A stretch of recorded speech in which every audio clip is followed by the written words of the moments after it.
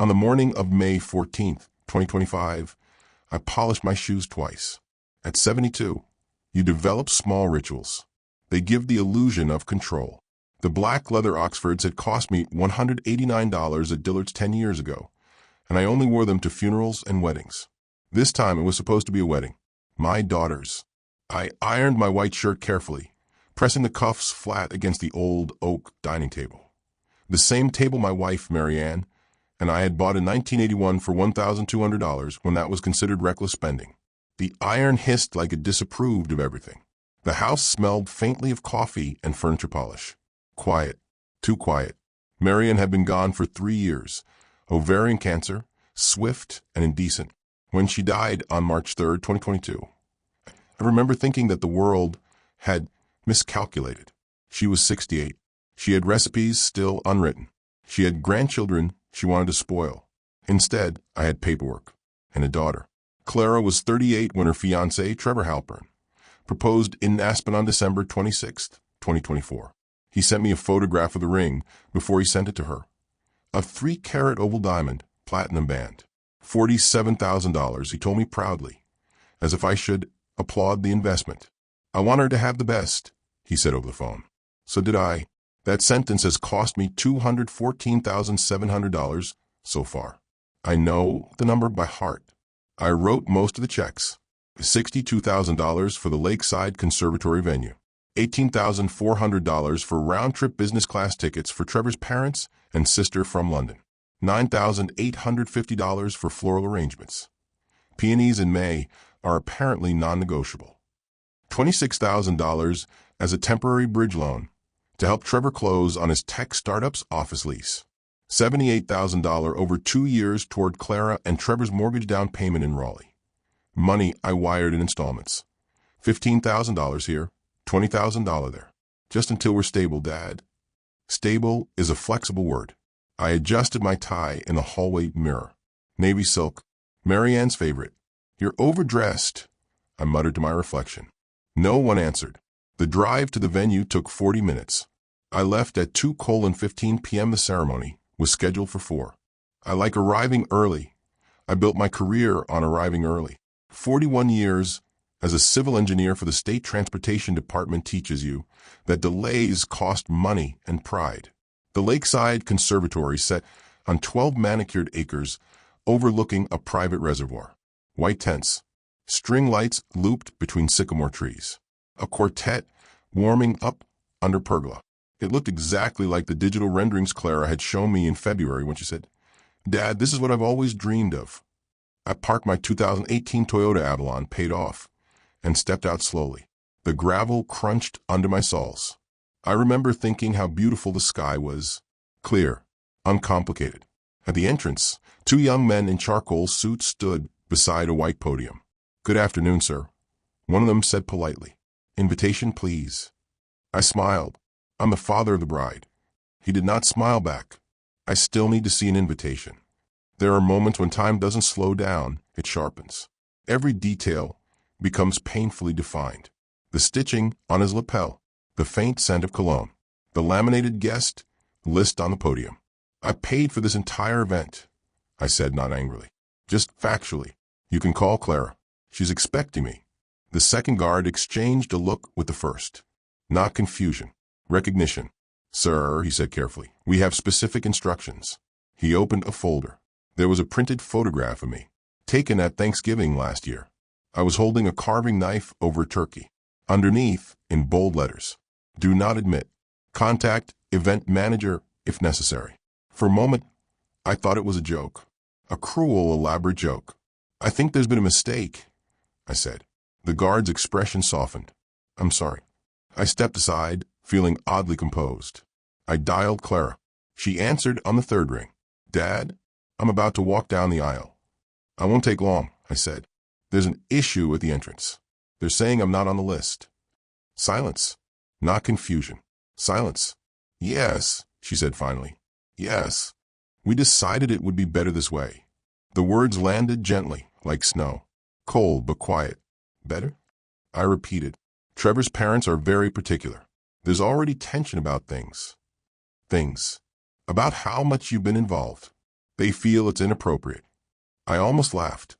Inappropriate. I had wired $62,000 to secure the date. I'm your father. I know, but today is about me. I can't handle drama. Please don't make this harder. In the background, I heard music swell, someone calling her name. You'll understand eventually, she added quickly. We'll have dinner next week. Just us. Next week. The line went dead. I stood there for perhaps 30 seconds. Guests walked past me holding embossed ivory invitations. A woman in a pale blue dress brushed my arm and said, "Excuse me," without looking. I walked back to my car. I did not cry. Grief had already trained me for larger losses. Instead, I sat behind the steering wheel, hands resting at 10 and 2 like I was about to take a driving test. And I opened the Notes app on my phone. I typed a single sentence. Call Robert. Robert Gaines has been my attorney since 1998. Estate planning, tax adjustments, Mary Ann's medical directives. He is methodical, unsentimental. I dialed him at 3:42 p.m. when my daughter was likely adjusting her veil. "Ethan," he answered. "Aren't you at the wedding?" "No," I said calmly. "It appears I'm not invited." A pause. "I need to update my will," I continued.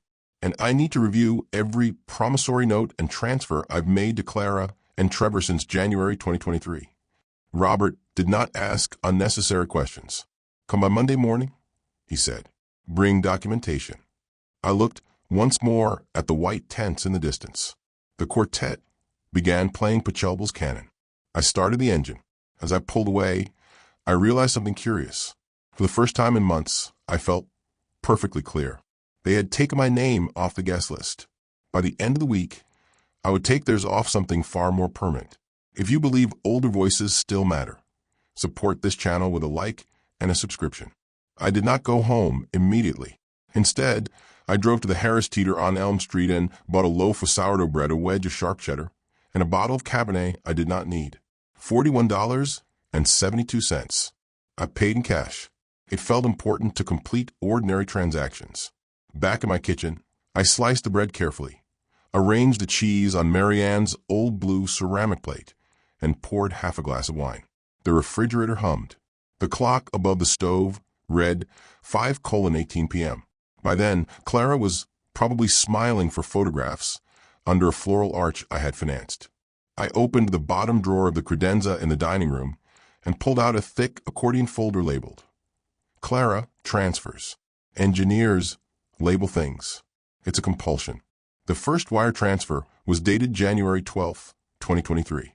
$20,000. Memo, down payment assistance. February 3rd, 2023. $15,000. March 19th, $18,000. By July, the total had reached $78,000. I remember the afternoon she called me, voice trembling with manufactured embarrassment. "Dad, we're just short. The bank changed the terms. If we don't close by August 1st, we lose the house." "What's the gap?" I had asked. 25. I sent her. I found the email Trevor sent 2 days later. "Appreciate your confidence, Ethan. We'll formalize repayment once cash flow stabilizes." Cash flow, Trevor's favorite phrase. He used it the way other men use prayer. Next section, bridge loan. Halper Technologies, LLC. October 9th, 2024. $26,000. Check number 1184. He had sat at this very table, laptop open, showing me a pitch deck full of gradients and bold fonts. "We're closing a series around in Q1, he said, tapping the screen. "I just need short-term liquidity to secure office space. And if the funding doesn't materialize," I had asked. He smiled thinly. "It will." It did not. Then, the wedding expenses. I laid them out like autopsy photos. Venue deposit, $31,000, November 15th, 2024. Final venue balance, $31,000, March 2nd, 2025. Catering, $22,600. Floral design, $9,850. String quartet and reception band, $14,400. Luxury transportation package, $6,300. Business class flights for the Halperns, $18,400. Total wedding-related transfers, $132,550. Combined with mortgage assistance and the bridge loan, the grand total stood at $214,700. I wrote the number again on a legal pad. $214,700. My pension is $6,840 a month before taxes. Marianne and I had saved diligently $1.3 million in retirement accounts, plus the house, currently valued at approximately $920,000. I am not destitute, but I am not an endless well. At 6:07 p.m., my phone vibrated. A text from Clara. I hope you got home safe. We'll talk when things calm down. Please don't overreact. Overreact. I looked around my dining room, the oak table, the china cabinet Marianne insisted we keep even when modern styles turned against it, the framed photograph of Clara at age 6 missing her front teeth. I had attended every piano recital, every cross-country meet. I paid $48,000 for her undergraduate degree in architecture, another $32,000 for her master's program when scholarships fell through. Overreaction would have been shouting at the gate. Instead, I opened my laptop. I logged into my bank account and downloaded every transfer record from January 1st, 2023 to present. 37 separate transactions. I saved them in a folder labeled Documentation, Legal. Then I opened a separate file, Promissory Notes. There were 3. Trevor had signed one in October for the $26,000. 6-month repayment term, 3% interest. I had insisted on something in writing, not because I doubted him, but because Marion used to say, clarity prevents resentment. The repayment date had been April 9th, 2025. 5 weeks ago. No payment had been made. The mortgage assistance had been described in emails as temporary advances. Not gifts, advances. I printed every relevant email. The printer whirred and clicked like an accomplice. At 7:12 p.m., I poured the rest of the wine and called Robert again. I'll be there at 9 sharp Monday, I said. I want to revise the will entirely. In what way, he asked. Remove Clara as primary beneficiary. Silence. And the grandson, he asked carefully. I'll establish trust, I replied. Irrevocable. Distributions for education and housing only. Clara will not control it. Robert exhaled slowly. This is significant. So was today. I stood and walked to the window. The sky had darkened into a bruised purple. Somewhere across town, my daughter was probably cutting a cake that cost $1,200. There's more, I continued. I want to issue a formal demand letter for repayment of a $26,000 loan. And I want to review whether the mortgage transfers qualify as enforceable loans based on written correspondence. You're prepared for fallout? Robert asked. I allowed myself a small, humorless smile. I was prepared to walk her down the aisle. I can survive paperwork. After we hung up, I turned off the kitchen lights and carried the folder to my study. Marianne's photograph sat on the bookshelf, her in a straw hat in Charleston, wind lifting her hair. You always said not to confuse generosity with obligation, I murmured. The house was quiet, but no longer heavy. At 10:03 p.m., another text arrived. Trevor thinks this space might be good for everyone. Let's take a few weeks before discussing money. Today was emotional. I did not respond. Instead, I opened my will draft on the computer. For 27 years, Clara's name had occupied the first line beneath primary beneficiary. I highlighted it, then I deleted it. The cursor blinked in the empty space. For the first time since standing at that gate, I felt something sharper than hurt. I felt resolve. They had curated their wedding guest list with precision. On Monday morning, I would curate my estate with the same care. At 9:00 a.m. sharp on Monday, I was seated across from Robert Gaines in his office on Fayetteville Street. Robert's office has not changed in 20 years. Same dark walnut desk, same framed law degree from Duke, same faint smell of paper and lemon polish.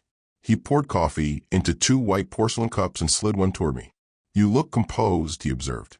I am, I said. Composition is a skill. I handed him the accordion folder. He opened it methodically, adjusting his glasses. Total exposure, he asked. $214,700, I replied. He gave a low whistle. And the $26,000 is documented. Yes. Signed note, April 9th maturity. No payment. Robert tapped the promissory note with his pen. This one is clean. Demand letter is straightforward.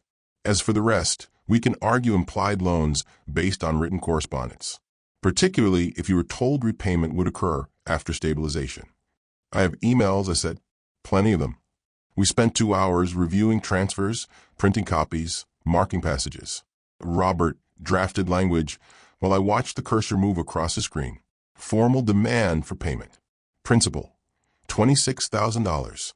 Interest accrued, 3% annual, $390. Total due as of May 19, 2025, $26,390.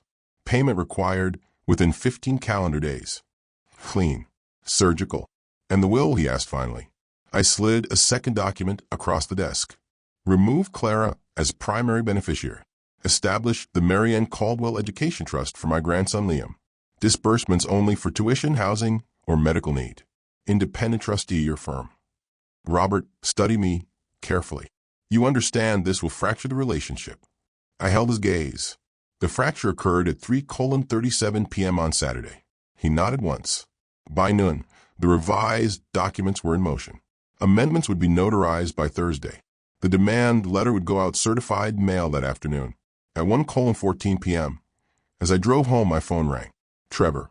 I let it ring twice before answering. Ethan, he began, voice tight, what exactly is this letter my office just received? I imagine it's the one requesting repayment of your loan. You're doing this now, he snapped. 2 days after the wedding? Actually, I corrected gently. The repayment date was April 9th. Silence crackled across the line. This is petty, he said finally. Clara is devastated. She said you were understanding. I was, I replied. At the gate. He exhaled sharply. Look, cash flow is tight. We just closed Q2 projections. If you give us until September. No. The word surprised even me in its clarity. I expect payment within 15 days, I continued. Or I will pursue formal collection. You'd see your own son-in-law? You signed a contract, I said. I'm simply acknowledging it. There was a long pause. You're proving her point, Trevor said quietly. You care more about money than about her happiness. I ended the call without responding. At 6:48 p.m., Clara called. Her voice was no longer airy and bridal. It was brittle. What are you doing? She demanded. I'm reviewing my finances. You humiliated us, she cried. Trevor's father saw the letter. He thinks we're unstable. You are in default, I said evenly. It was a formality. You said the note was just paperwork. Yes, I replied. Clarity prevents resentment. She inhaled sharply. This is about Saturday. This is about accountability. You're punishing me. I walked into the kitchen and ran my fingers along the back of one of the chairs Marianne had refinished herself. You made a choice, I said. So am I. There it was, the public incident she had tried so carefully to avoid. Not at the altar, not during the vows, but in boardrooms and inboxes, where reputations are measured in creditworthiness and legal standing. By Wednesday morning, I learned through mutual acquaintance that Trevor's father had asked pointed questions during a family brunch. Why, he reportedly inquired. Does the bride's father feel compelled to issue debt collection notices immediately after the ceremony? The answer, I imagine, was uncomfortable. On Thursday at 10:02 a.m., my bank notified me of an incoming wire transfer. $26,390. Exact amount. No note attached. I stared at the confirmation screen for a long moment. Then I forwarded the receipt to Robert. Payment received in full, I wrote. At 10:17 a.m., another call from Clara. Are you satisfied? She asked, voice hoarse. For now. You've embarrassed us in front of his entire family. I was not concerned with their comfort. You've changed, she whispered. I considered that. No, I said quietly. I've clarified. There was a rustling sound on her end. Perhaps she was pacing. Perhaps she was sitting in the house I had helped finance, looking at walls painted with my money. Trevor says you're trying to control us, she said. If I want to control, I replied, I would have attended the wedding. She did not laugh. After we hung up, I walked out onto my back porch. The late afternoon sun warmed the wooden planks beneath my feet. The magnolia tree Marian loved was in bloom. For weeks, I had felt like an accessory to someone else's life, a wallet with a pulse. Now something had shifted. They had staged a ceremony without a father. I had conducted one of my own, a quiet one, with signatures instead of vows. And unlike theirs, mine had legal standing. The certified envelope arrived at Clara's house on Friday at 9:32 a.m. I know the time because I paid extra for delivery confirmation. Engineers appreciate timestamps. Robert sent me a scanned copy of the signed receipt at 9:41. Trevor had signed for it personally. The second envelope, thicker, heavier, arrived an hour later. That one contained 3 things. 1, formal acknowledgement of repayment received in full for the $26,000 promissory note. 2, notice of intent to classify prior documented transfers as loans subject to structured repayment. 3, notification of my immediate withdrawal as guarantor on their mortgage refinance application. The third item was the one that mattered. Back in August 2024, when interest rates dipped briefly, Trevor had asked me to co-sign a refinance on their real property to reduce their monthly payment by 0.75%. It's just procedural, he'd said. Your credit profile strengthens the application. We'll never actually need you. I had signed. The outstanding balance on their mortgage was $612,000. On Friday afternoon at 2:18 p.m., my phone rang. Clara did not bother with a greeting.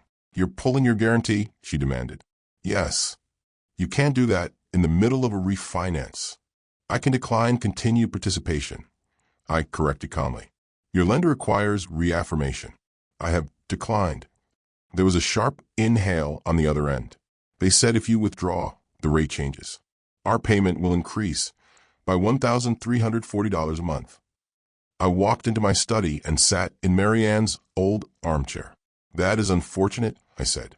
Unfortunate. Her voice cracked. We structured our budget around that number. You structured your wedding around my absence. Silence. Then anger. You're retaliating. I'm recalibrating. She began to cry. Not theatrically, not angrily. Just a quiet, frustrated sound I hadn't heard since she was a child struggling with algebra homework. Trevor says his father thinks you're unstable, she whispered. Trevor's father flew business class on my credit card, I replied. Another silence. You could ruin us, she said finally. No, I said gently. I could stop subsidizing you. That distinction seemed to land. Later that evening, Trevor called. Not aggressive this time. Controlled. Ethan, he began, voice low. This is spiraling. It is stabilizing, I replied. You're converting gifts into debts retroactively. I'm documenting intent. He exhaled slowly. You know, we don't have $78,000 sitting in liquidity.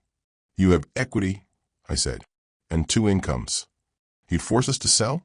I would force nothing. I would request repayment over time.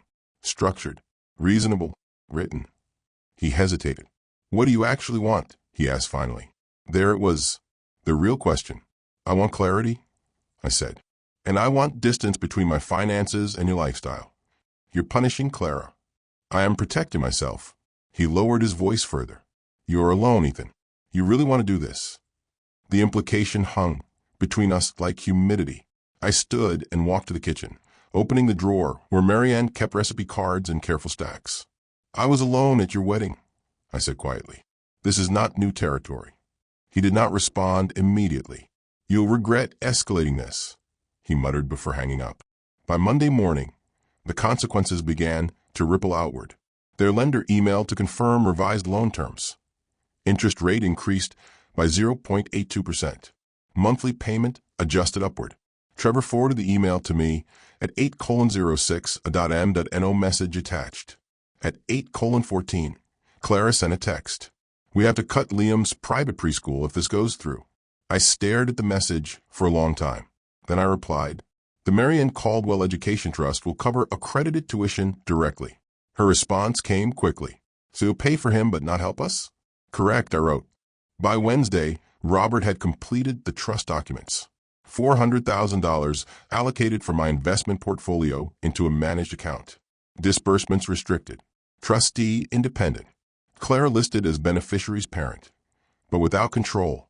When I signed the papers, the pen felt heavier than usual. You're certain? Robert asked one last time. Yes. And Clara receives nothing outright? Nothing uncontrolled. We both knew what that meant. The remainder of my estate, house, brokerage accounts, residual retirement funds, would be directed partly to the trust and partly to the Marianne Caldwell Community Engineering Scholarship, newly established at the State University. $250,000 initial endowment. Marianne would have liked that. On Thursday evening, Clara appeared at my door without warning. I saw her through the window before she rang the bell. She looked smaller somehow, the bridal glow gone. No veil, no makeup carefully applied for photographs. When I opened the door, she stepped inside without waiting. "You've made your point," she said. "I wasn't making a point. You're dismantling our stability." I gestured toward the dining table. "Sit." She did not. "Trevor says you're trying to control us from a distance." "I am disengaging." "You always say things like that," she snapped. "Words that sound calm but mean something else." I studied her face. The same blue eyes as Marianne's. The same stubborn tilted chin. "I funded your stability," I said. "You redefined it as entitlement." She flinched. "You embarrassed me," she whispered. "You excluded me." Tears filled her eyes again. "It was one day." "It was not," I said. "It was a summary."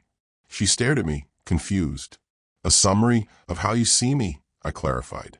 "Useful, financial, optional." The room was very quiet. "What happens now?" she asked finally. "Now," I said, "you build your life without assuming access to mine." She looked around the house, the hardwood floors, the framed photographs, the quiet order of a life built slowly. "You'd really cut me out?" she asked. "I considered that carefully." "I removed your name from my will," I said. "I did not remove you from my heart." She closed her eyes briefly, absorbing it. "But inheritance," I continued softly, "is not compensation for disrespect." She stood there for a long time. Then she left. No shouting. No slammed doors. Just footsteps fading down the porch. I locked the door gently and turned off the hallway light. For the first time in months, my house felt like mine again. 6 months passed before we all sat in the same room again. October 21st, 2025. 11 a.m. Robert's office. Autumn had settled over Rayleigh with that crisp, deliberate precision I have always admired. The sycamore leaves outside Robert's window had turned gold. Clean. Final. Clara arrived at 10:58. Trevor at 10:59. Punctuality, at least, they had learned from me. She wore a gray wool coat and no jewelry except her wedding band. He carried a leather portfolio, as though prepared to negotiate a merger. We exchanged restrained nods. No one attempted small talk. Robert cleared his throat. "As you know," he began, hands folded neatly on the desk, "Mr. Caldwell requested a formal review of his estate plan in May. Today's meeting is to ensure transparency." Transparency. The word hung pleasantly in the air. Clara glanced at me. "You're not dying," she said abruptly. "No," I replied. "I'm planning." Robert slid 3 stapled packets across the table. The first, the Marianne Caldwell Education Trust. The second, the Caldwell Community Engineering Scholarship Endowment Agreement. The third, Last Will and Testament. Revised May 19th, 2025. Trevor opened his copy immediately. Clara hesitated. Robert began with the trust. $400,000 have been allocated to an irrevocable educational trust for Liam Halpern. Distributions limited to accredited tuition, housing, and documented medical need. Independent trustee oversight. Clara's lips parted. "You didn't tell me it was that much," she said quietly. "I didn't need to," I replied. Trevor flipped pages quickly. "So the funds bypass us entirely," he said. "Yes," Robert answered evenly. "The beneficiary is Liam. Control rests with the trustee." Trevor's jaw tightened, but he said nothing. Robert moved to the second document. $250,000 have been pledged to establish the Marianne Caldwell Scholarship for first-generation engineering students at the State University. Clara looked at me sharply. "That's Mom's name," she said. "Yes." "For strangers?" Trevor asked, unable to mask the irritation. "For students," I corrected. Robert continued. "The remaining estate, primary residence, brokerage accounts, retirement assets, are designated 50% to the Education Trust and 50% to the Scholarship Endowment upon Mr. Caldwell's passing." Clara's face went pale. "Nothing," she whispered. Robert folded his hands. Ms. Halpern is not listed as a direct beneficiary. The silence that followed was dense but not explosive. Trevor leaned back in his chair. So this is permanent, he said. Yes, I replied. Clara stared at the document, as if it might rearrange itself under pressure. You're leaving everything to institutions and a controlled account, she asked. I am leaving everything to purpose, I said. Her eyes filled again, but not with the frantic tears of May. These were steadier, more wounded. You really think I only wanted your money, she said. I took a breath. I think, I said carefully, that money blurred the shape of our relationship. I removed it to see what remains. Trevor scoffed quietly. This is a performance, he muttered. You're trying to prove moral superiority. I turned to him fully. No, I said. I am preventing future leverage. Robert interjected gently. For clarity, Mr. Caldwell retains full right to amend these documents at any time while competent. Clara looked up at that. So this is punishment, she said. No, I answered softly. It is consequence. Her hands trembled slightly as she closed the folder. I made one decision, she whispered. One mistake. It wasn't the guest list, I said. It was the assumption behind it. She swallowed. That you were optional. Yes. Trevor stood abruptly. This is absurd, he said. Families work through conflict. They don't rewrite wills like corporate contracts. I worked through conflict for 2 years, I replied evenly, with wires and checks. Robert allowed the silence to settle again. Finally, Claire spoke.